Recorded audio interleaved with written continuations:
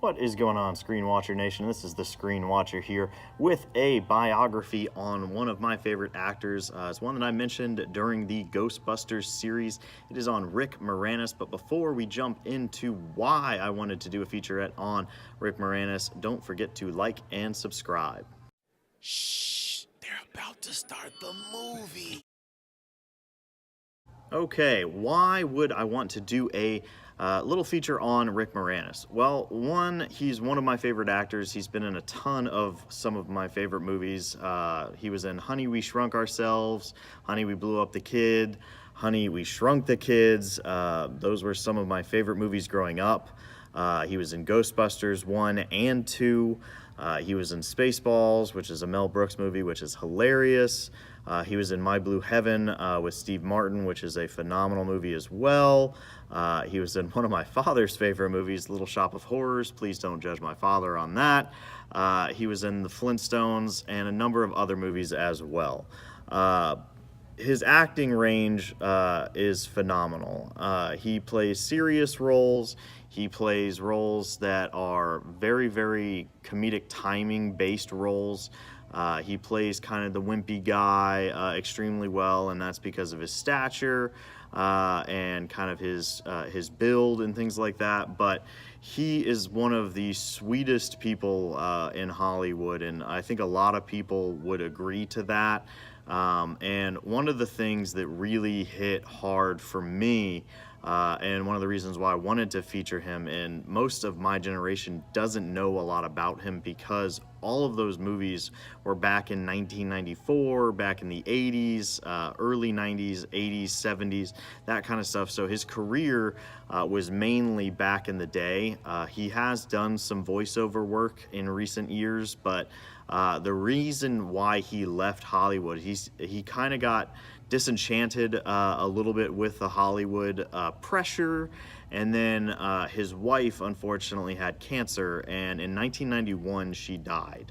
And he had 2 kids, and while being in Hollywood and while being under such pressure and having to perform all the time and having just the struggles of a father, he wanted to make sure that his kids, he had 2 kids, he wanted to make sure that those kids had somebody to come home to when they got home from school, and when they had a family life, and it wasn't that Hollywood type of lifestyle and things like that. They wanted to have a more realistic life.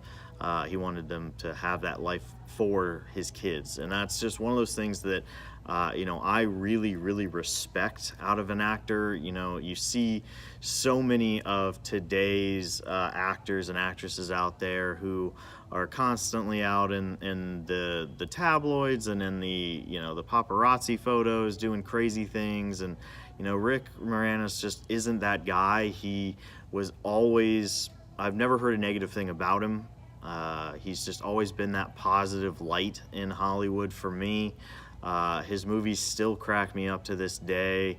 Obviously, I reviewed Ghostbusters, and he's one of my favorite characters, this Louis Tully.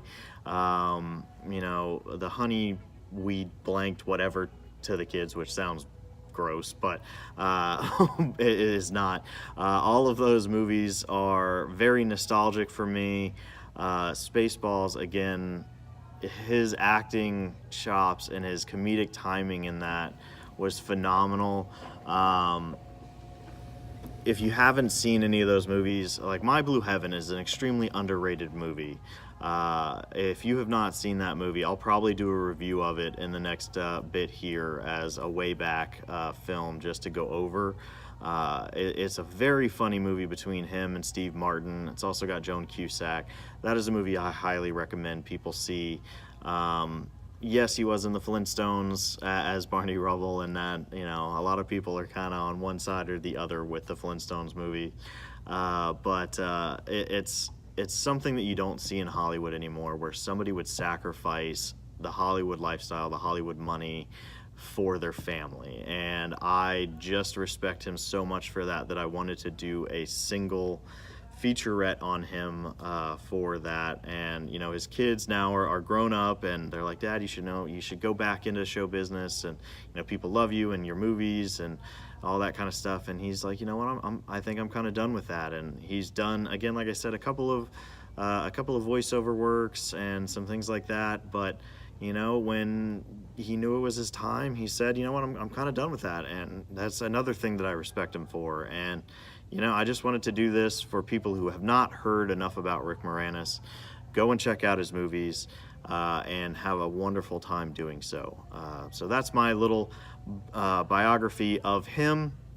Other than that, hopefully you have a wonderful day. Hopefully your popcorn is always fresh, and hopefully you enjoy your day at the cinema, whether it is at home or at your local cinema. This has been The Screen Watcher. Have a great day. Thanks. Bye.